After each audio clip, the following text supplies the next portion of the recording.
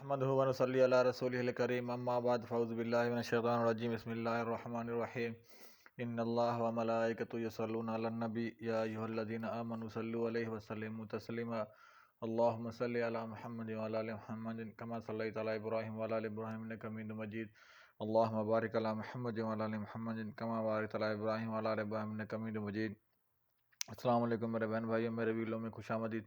میرا نام عبدالحقبیhan ہے اور میرے ویلوگ میں ڈیلی روٹین میں قرآن شریف کا ترجمہ رہتا ہے، اور آج میں آپ کے ساتھ سورہ الانعام کے آیت نمبر 119 سے لے کر 130 تک انشاءاللہ آپ کے ساتھ شیئر کروں گا۔ اللہ تعالیٰ ہمیں اس پر عمل کرنے کی توفیق عطا فرمائے، اللہ تعالیٰ ہمیں سیدھے راستے پہ چلنے کی توفیق عطا فرمائے۔ اور تمہیں کیا ہو گیا ہے کہ تم اس حلال جانور کا گوشت نہ کھاؤ جس پر اللہ کا نام پڑا گیا ہو، حالانکہ اللہ نے ان سب جانوروں کے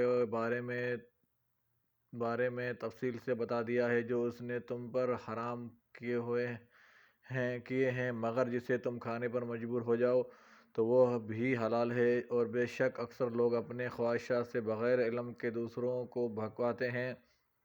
بے شک آپ کا رب حد سے گزرنے والوں کو خوب جانتا ہے۔ اور تم کھلے اور چھپے گناہ چھوڑ دو، بے شک جو لوگ گناہ کرتے ہیں ان کو ان عملوں کی جلد سزا ملے گی جو وہ کرتے رہے ہیں۔ اور تم اس جانور کا گوشت مت کھاؤ جس پر اللہ کا نام نہ پڑا گیا ہو، کیونکہ یہ کھانا یقیناً نافرمانی ہے۔ اور بے شک شیطان اپنے دوستوں کے ذہنوں میں شبہ ڈالتے ہیں تاکہ وہ تم سے جھگڑا کریں، اور اگر تم نے ان کی اطاعت کی تو بلا شبہ تم بھی ضرور مشرک ہو گئے۔ کیا ایک ایسا شخص جو مردہ تھا پھر ہم نے اسے زندہ کیا اور ہم نے اس کے لیے نور بنا دیا، وہ اس کی روشنی میں لوگوں میں چلتا ہے، کیا وہ اس شخص جیسا ہو سکتا ہے جس کا حال یہ ہے کہ وہ اندھیروں میں پڑا ہے، ان سے نکلنے والا نہیں۔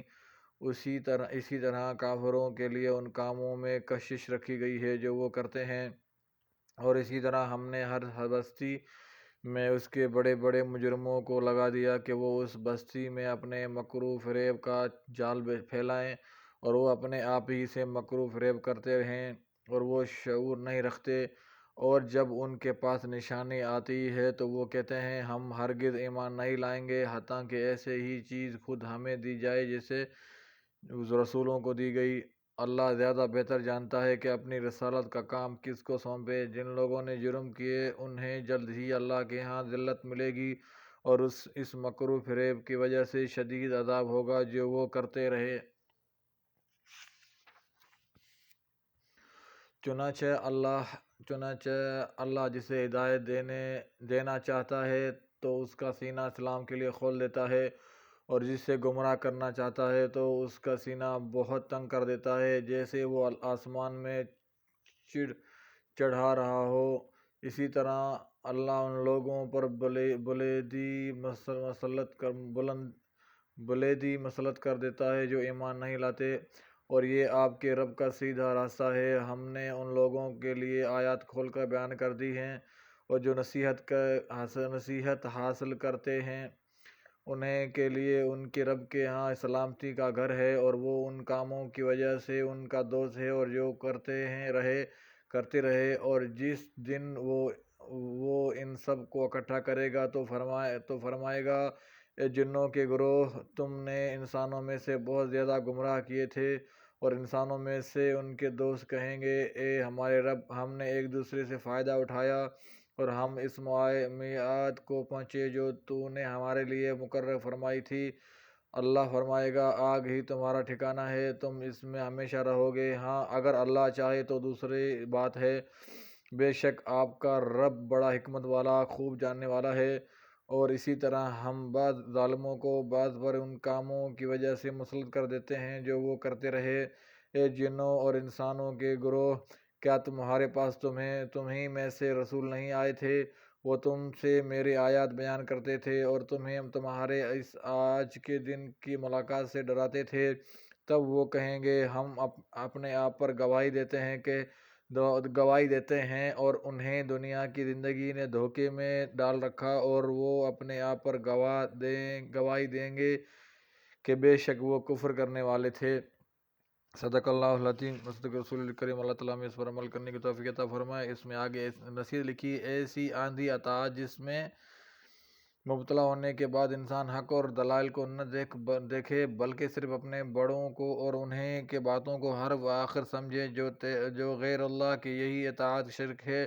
جیسا کہ عدی بن حاتم رضی اللہ عنہ کو سمجھاتے ہوئے آپ صلی اللہ علیہ وسلم نے فرمایا تھا، وہ یقیناً ان کی عبادت نہیں کرتے لیکن ان کے علماء جس چیز کو حلال قرار دیتے یہ ان کو حلال سمجھتے اور جس چیز کو حرام کہہ دیتے اس سے حرام سمجھتے۔ تفسیر تبری 10:147 و جامع ترمذی تفسیر قرآن حدیث نمبر 3095۔ اس مفہوم کو حدیث میں اس طرح بیان کیا گیا ہے کہ رسول اللہ صلی اللہ علیہ وسلم نے فرمایا، اللہ تعالیٰ جس کے ساتھ بھلائی کرنا چاہتا ہے اسے دین قرآن اور رسول اللہ صلی اللہ علیہ وسلم کی سنت کا فہم عطا کر دیتا ہے۔ البخاری العلم باب نمبر 13 حدیث نمبر 71۔ صدق اللہ العظیم۔ اللہ تعالیٰ ہمیں اس پر عمل کرنے کی توفیق عطا فرمائے۔ اللہ تعالیٰ ہمارے گناہ معاف فرمائے اور اللہ تعالیٰ ہمیں زیادہ سے زیادہ نیک عمل کرنے کی توفیق عطا فرمائے۔ بے اولادوں کو صالح اولاد عطا فرمائے، بے روزگار کو رزق حلال عطا فرمائے۔ انشاءاللہ دوسری بھی لوگ میں پھر ملاقات ہوگی۔ السلام علیکم و رحمۃ اللہ وبرکاتہ۔